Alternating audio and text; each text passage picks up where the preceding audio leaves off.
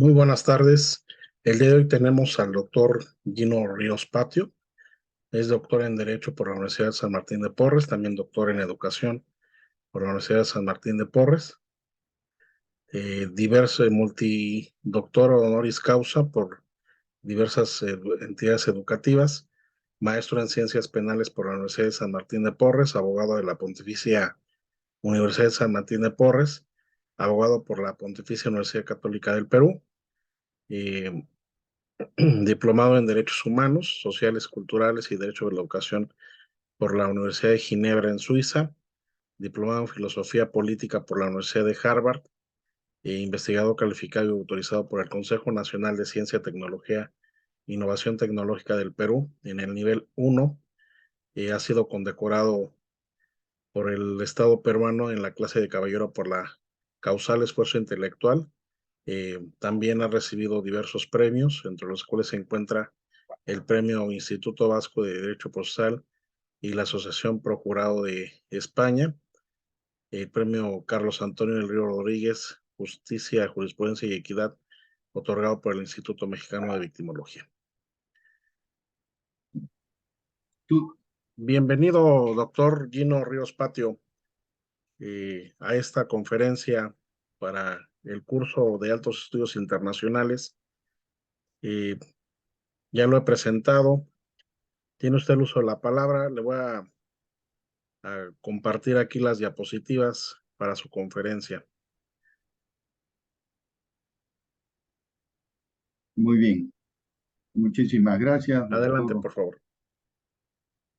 Bien, muchísimas gracias, doctor Carlos Rodríguez. Vamos a iniciar entonces esta disertación sobre el tema que nos convoca, ¿no? Y con relación a este tema, que tiene que ver con el lado poco conocido de la globalización, la grave afectación a los derechos humanos desde un enfoque criminológico para prevenir y reducir la criminalidad organizada a nivel global, iniciaremos con una breve introducción, según la cual en la realidad mundial actual existe un grave problema, la criminalidad organizada, la cual recluta sujetos de diferentes nacionalidades, se disemina en varios países, incursiona en una gran diversidad de negocios de fachada, por cierto,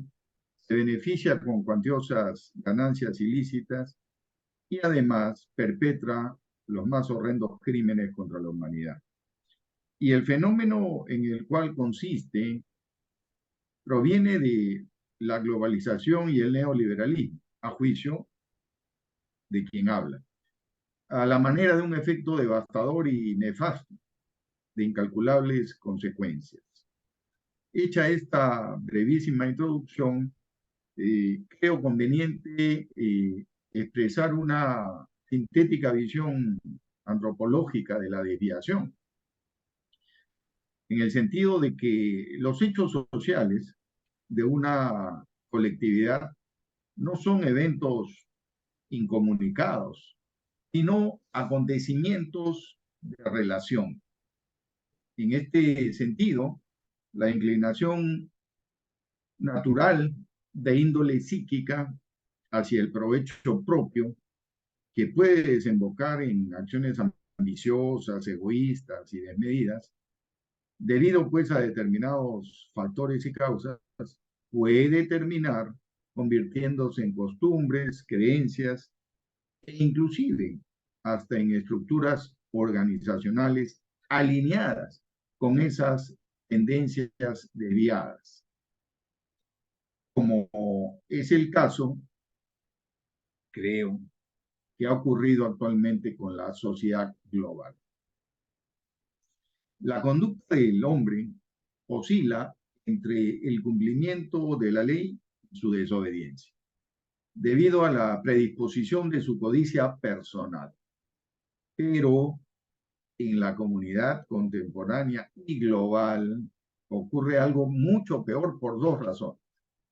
En primer lugar, el vínculo sentimental de pertenencia ha desaparecido en beneficio de un individualismo exacerbado.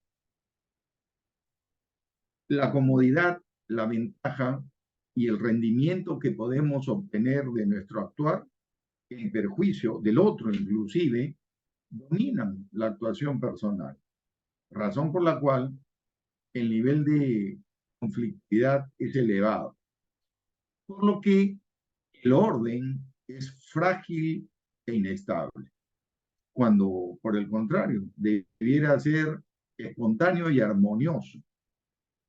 De ahí exista la necesidad del derecho como un conjunto normativo y de principios asentados en virtudes y valores éticos para reducir ciertas inclinaciones naturales, para encauzar también la libertad humana y garantizar una cooperación basada en consentimientos solidarios y en oblaciones dirigidas hacia un fin común.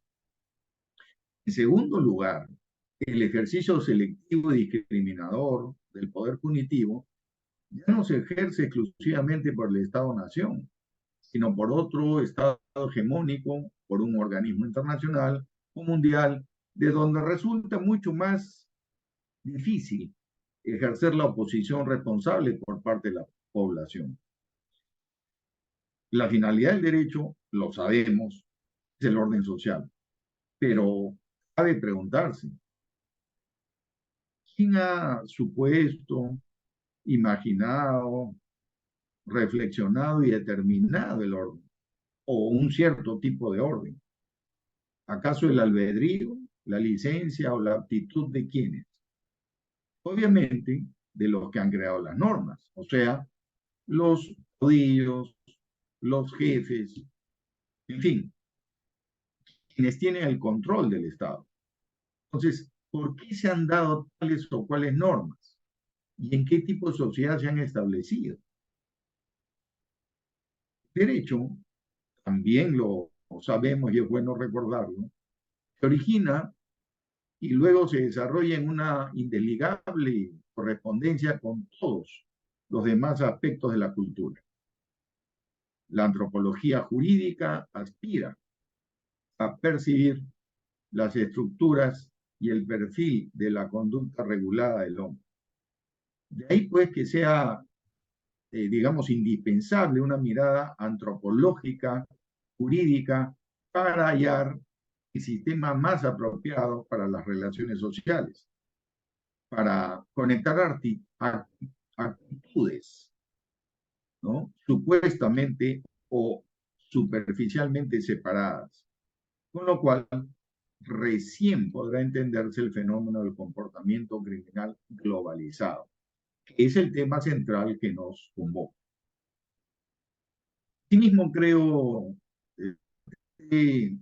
referirnos a la finalidad del derecho, porque aquí hay un error de concepción en el común de las gentes.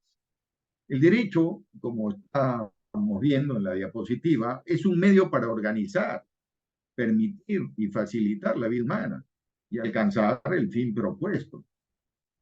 De ninguna manera cabe definirlo como el brazo armado de la ética, ni como un régimen de prohibiciones para asegurar la vida social, pues en la posibilidad de escoger libremente que tiene el hombre, en el ejercicio ético personal, es el hombre el que se hace responsable de su propio destino, por lo que la libertad y la responsabilidad se sostienen y fortifican recíprocamente. Entonces, el derecho hay que entenderlo solamente como un facilitador de la sana convivencia humana. No hace bienhechores a los hombres. A lo más, el derecho pretende evitar que sean malhechores en su relación con los demás. Entonces, al no tener el derecho la naturaleza de una lista de prohibiciones, sino más bien de una forma de estructuración social en la que se combinan proscripciones, coordinaciones, permisividades, etc. La moral no es el único criterio que el derecho emplea para regular la vida de relación, por lo que El derecho equivale a una ingeniería social que permite construir un orden de comportamientos y fomentar el accionar de la libertad en los hombres, con lo que fundamentalmente se autoorganizan de manera horizontal, conjugando beneficios y ganancias desde sus respectivas perspectivas. Pero, ¿qué pasa si en ese accionar abierto y supuestamente horizontal se afectan determinados derechos fundamentales debido a la codicia y ambición desbocadas de unos en perjuicio de otros? Evidentemente hay un sistema coercitivo que emerge del derecho para dirimir las controversias y los conflictos y restablecer la justicia en las relaciones, precisamente para que la libertad se vea restaurada. Pero, ¿qué pasa si ese sistema no funciona para todos, sino solo para algunos? Porque la conducta inmoral se impone sobre el derecho, poniendo de manifiesto que las personas carecen de soporte. Bueno, en esa hipótesis, la criminalidad habrá hecho su aparición. Las relaciones entre los hombres ya no se resolverán de acuerdo con diálogos horizontales, sino en perspectivas desiguales, mediante la ley de la fuerza física o de la amenaza. Es decir, el derecho que nació de los hombres habrá sucumbido por la acción nefanda de los mismos. Y este problema no es únicamente de dimensión local, sino también lo es de dimensión global. Recordemos que el trasfondo cultural sirve de molde a todo el sistema de relaciones humanas. Entonces cabe reflexionar respecto a cuál es el aspecto más importante para la civilización actual. ¿Podríamos sostener acaso que la importancia del orden es tal que aún las inequidades en las relaciones humanas o aún el uso de la fuerza directa o indirecta no deberían invalidar la opción?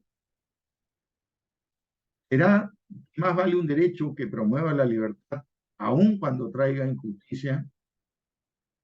¿Será mejor que a no tener derecho? Quien les habla no lo cree así. Es un hecho que la evolución de la humanidad nos ha colocado ante una nueva civilización, la cual ha inaugurado hace algunas pocas generaciones diferentes modos de relacionarse, sea familiar, social, económico, laboral, político, empresarial y en general vivencial y existencialmente, lo cual ha modificado nuestras conciencias. Entender este cambio esencial es importantísimo para la comprensión de la criminalidad global, pues implica un código de conducta distinto, tanto a nivel individual cuanto a nivel grupal, como por ejemplo el derrumbe del rol del Estado-Nación, la entronización del individualismo y, para agravar la situación, los grupos generacionales del cambio están trenzados y generan relaciones conflictivas en todo ámbito. Entonces, el fenómeno de la globalización ha hecho que el mundo se asemeje a una aldea global en la que todos se conocen y se interrelacionan electrónicamente, de manera fugaz, directa, de forma tal que los sucesos, los valores y las ideas trascienden de manera vertiginosa, empequeñeciendo distancias, estrechando vínculos, pero también originando una vorágine de dependencias mutuas, en las que no necesaria o principalmente se destacan la solidaridad y la lucha por los mismos ideales, entre otros aspectos deseables, sino por el contrario, abriendo las puertas a la denominada teoría del efecto mariposa o teoría del caos, según la cual un cierto evento en cualquier parte del planeta puede tener consecuencias globales. De hecho, la metáfora de aldea global es exacta en simbolismo, pero al mismo tiempo incierta y perversa en cuanto a exclusión de las poblaciones más vulnerables. En este contexto, se identifica la globalización como consecuencia del avance tecnológico, con expresiones no solo en el plano económico, político, ambiental, social, sino con repercusiones personales en cada individuo. Pues sí es cierto que ahora vivimos mejor que nuestros padres, también es cierto que en muchos aspectos vivimos peor, por lo que es necesario que advirtamos las amenazas que la globalización presenta al prescindir de las posibilidades del mejoramiento humano, debido a que se ha convertido ya en una extensión tecnológica de nuestra conciencia, como algo así como una prótesis ortopédica que nos impele a actuar de un determinado modo, en una suerte de determinismo tecnológico, como ilustra esta diapositiva y la anterior también. El medio eléctrico está remodelando los patrones de la interdependencia social y cada uno de los aspectos de la vida humana. Un adulto alfabetizado de la sociedad global ha endurecido su sensibilidad en un molde visual. O sea, la televisión, el ordenador y el satélite perturban y deterioran la imagen individual y colectiva, de tal modo que crean temor y ansiedad. Por consiguiente, la violencia se manifiesta en múltiples maneras como una búsqueda involuntaria de esa identidad que se ha perdido. Ante este panorama, no cabe duda que la globalización despierta una conmoción de incertidumbre en el sentido de que el cambio en todas las facetas de la vida social no solamente es exógeno, sino que además resulta incontrolable a nivel de los propios ciudadanos y también por parte de los gobiernos. Entonces, acá cae madura una pregunta. ¿Cuánta globalización podemos soportar? La globalización, como puede ocurrir con cualquier cultura, nos presenta síntomas nocivos en materia de individualismo. Estas señales son al mismo tiempo causa de la violencia criminal global.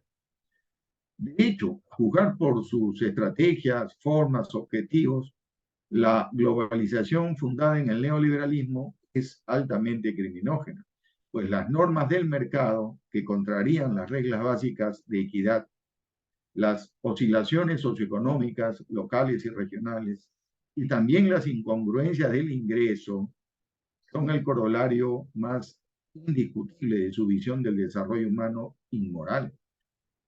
La globalización fundada en el neoliberalismo está coligada a un nuevo reordenamiento geopolítico, en el que aparece robustecida una propensión concentrada de la cosmovisión burguesa coetánea, como algo perfecto y universal ante cualquier manifestación de progreso social.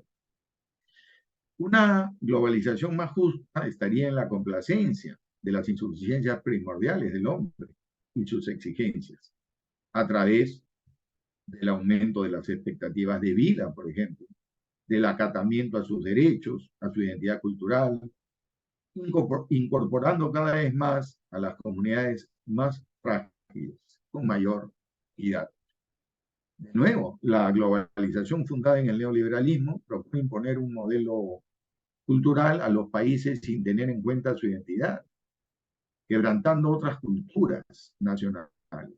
No trae un mundo nuevo que armonice la fortuna y las culturas de muchos países, sino trae un orden mundial único.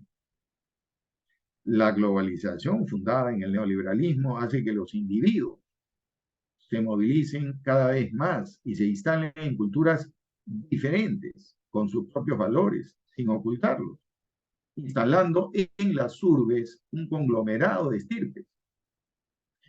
Y, lógicamente, la tecnología va a sorprender a estas gentes despreocupadas y las va a transformar. Porque no hay nada más seductor para un hombre corriente que aquello que le entra en forma natural por los sentidos.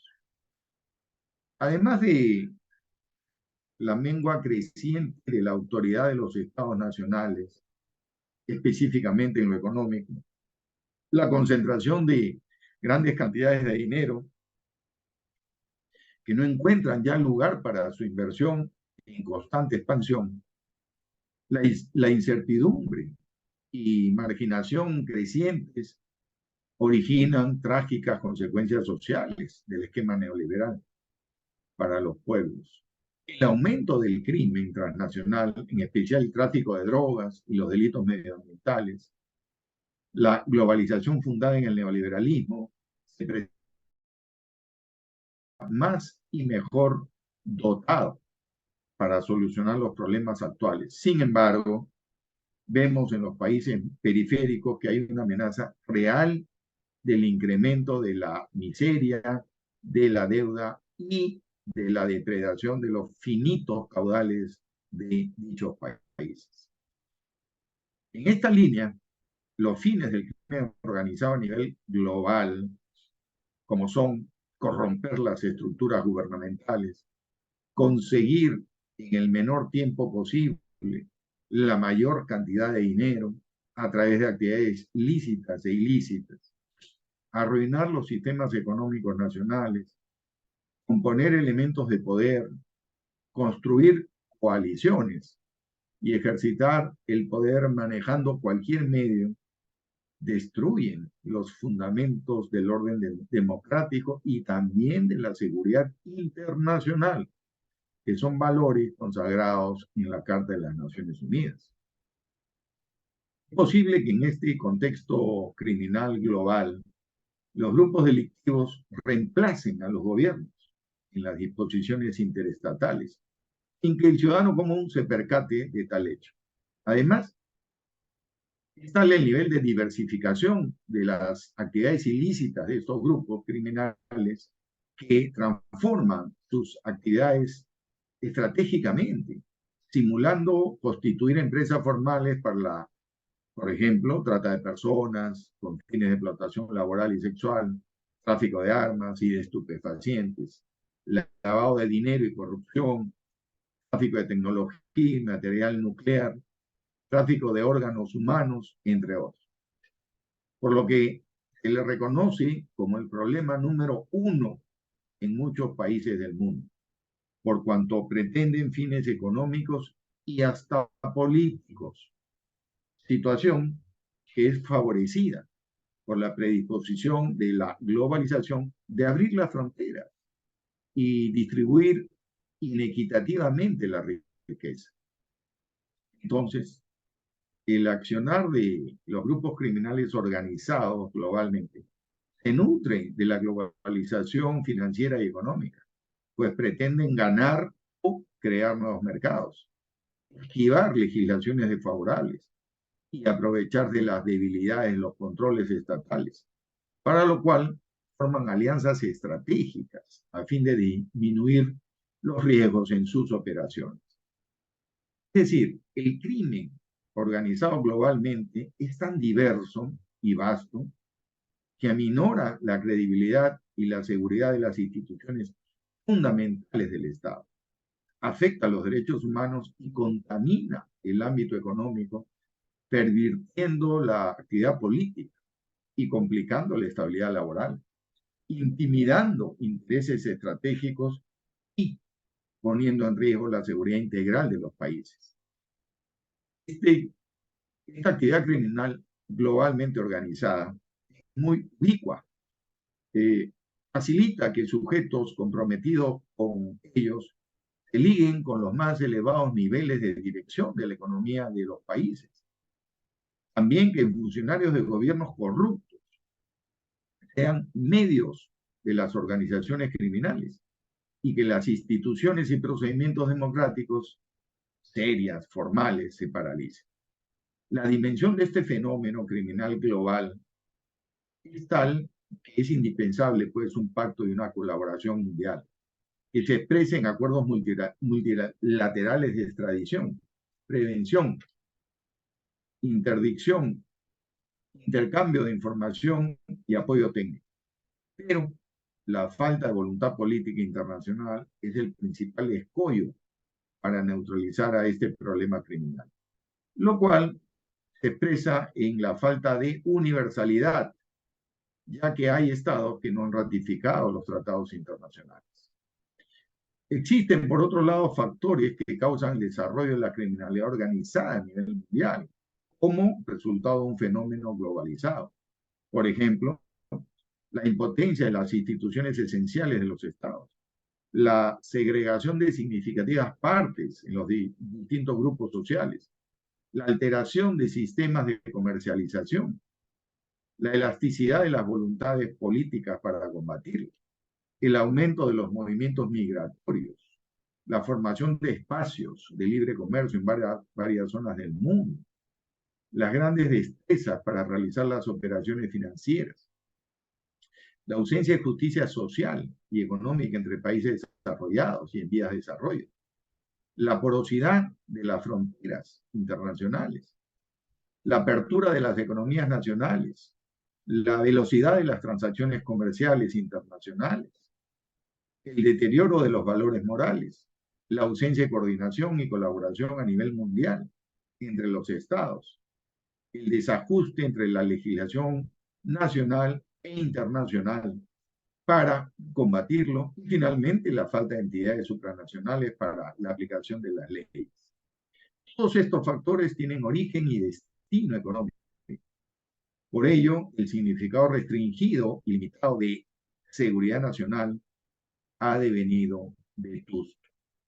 Por no revelar la nueva situación de amenaza, en ninguna parte del mundo se puede estar exento de sufrir el ataque de la criminalidad global organizada, la cual avanza cada día más debido a que los gobiernos no adoptan políticas públicas eficaces para su prevención, control y sanción de estas actividades ilícitas, dando como resultado que la fuerza predomine sobre el derecho y los grupos criminales organizados internacionalmente sean capaces de imponer su voluntad, sometiendo a las poblaciones, explotando la fragilidad en los países más desfavorecidos, ingresando a los países del mundo desarrollado, explorando espacios y mercados, explotando y desarrollando sus nefastos negocios lucrativos, porque su botín crece precisamente por la atención de las necesidades de una demanda de bienes y servicios inducida, que es lo que caracteriza al neoliberalismo. Por otro lado, si analizamos la incidencia del crimen organizado global sobre la cultura política de los países, veremos que perturba y deforma el entendimiento ciudadano de lo legal y de lo ilegal, inventando lealtades disyuntivas a las del Estado, originando cambios en la opinión pública que aquejan la democracia. El crimen global organizado es cada vez más complicado, técnico, versátil, ubicuo, omnímodo y multiforme. Privatiza la violencia, quita el control territorial del Estado, afecta su soberanía, también su acción política. Es sabido que los pingües negocios de las mafias conocidas como la Cosa Nostra, la Camorra, la Yakuza japonesa, las triadas chinas, los cárteles de la droga colombianos, mexicanos, peruanos y norteamericanos, las organizaciones rusas, turcas y kurdas, les posibilitan contar con un sinnúmero de especialistas, como por ejemplo abogados, ingenieros informáticos, contadores o economistas, cuya labor les permite incrementar la seguridad y los beneficios de estas actividades criminales. Importa destacar que el nivel mundial del crimen organizado globalmente va para constituir un elemento significativo, como es la categoría de estructura y ordenación del conjunto criminal, al punto que a mayor organización estos grupos son propensos a funcionar globalmente. Los especialistas de la Unión Europea consideran que sus países miembros están sufriendo un aumento de criminales foráneos y de organizaciones criminales nunca vistas. Muy bien. Definitivamente hay una grave afectación de la dignidad y los derechos humanos. Los cambios que hacen época en la historia del derecho se hayan determinados más que por ningún otro factor del pensamiento jurídico, por las transformaciones que experimenta la imagen del hombre, tal y conforme el legislador la concibe. Resulta evidente que la dignidad del hombre debe constituir la cima del orden objetivo de valores de la organización estatal. Sin embargo, dicho sistema habría devenido desdeñado en la época actual, sea por razones de inseguridad material, de riesgos derivados del desarrollo tecnológico, de la radicalidad de algunos ejercicios de poder ilegítimos, que terminan colisionando con la fórmula de no instrumentalización del hombre.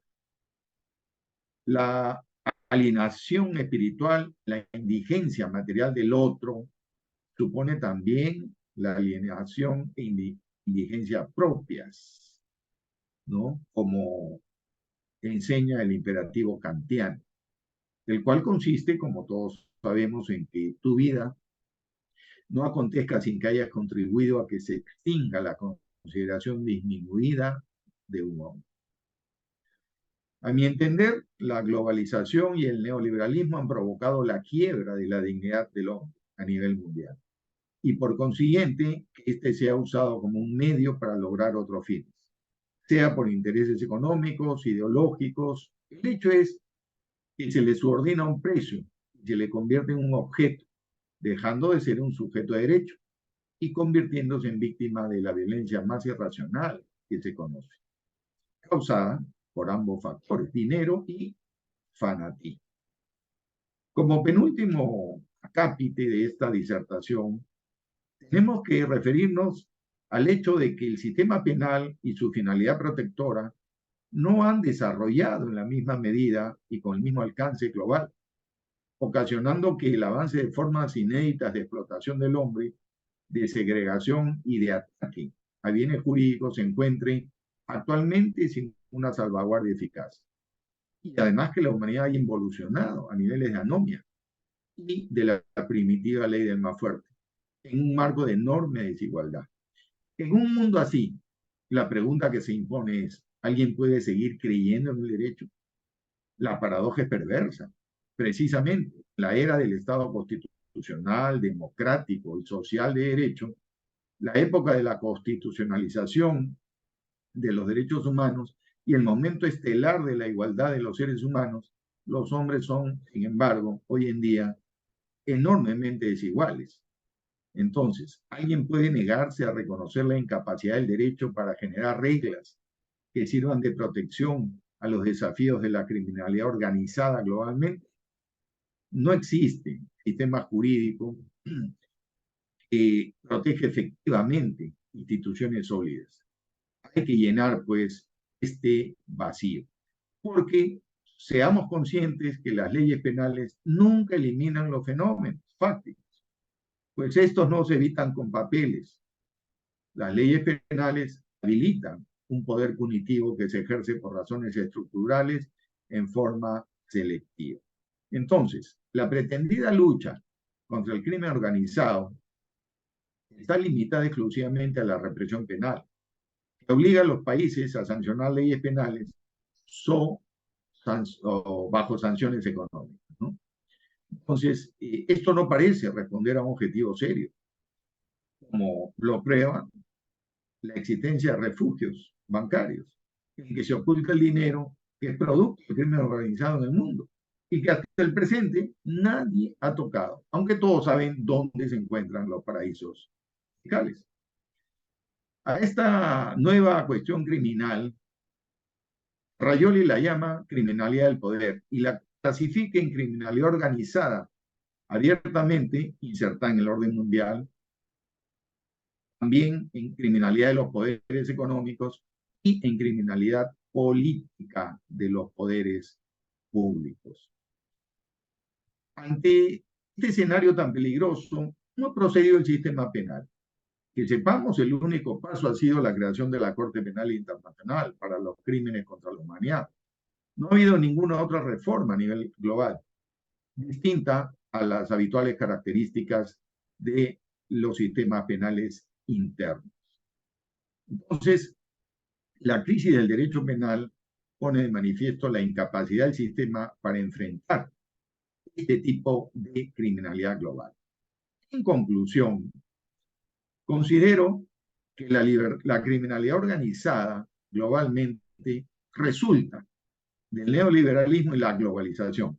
Este es el lado poco conocido de la globalización que da el título a esta disertación. En ese sentido, subsistirá con el sistema.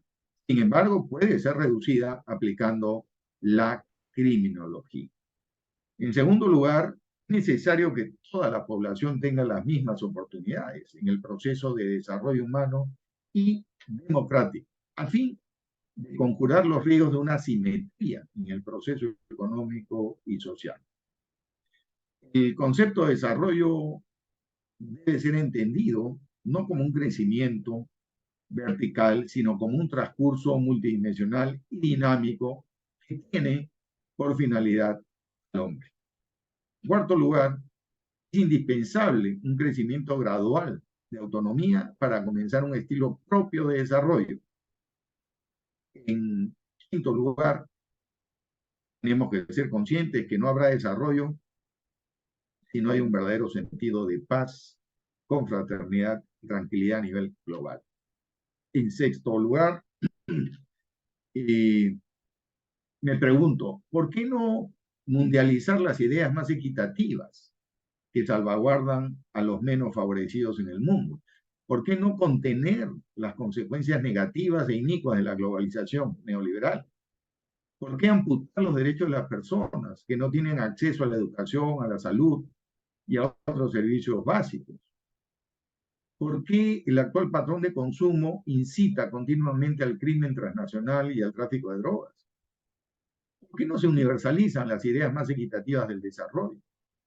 ¿Por qué no se pone en práctica el auténtico humanismo con hechos concretos?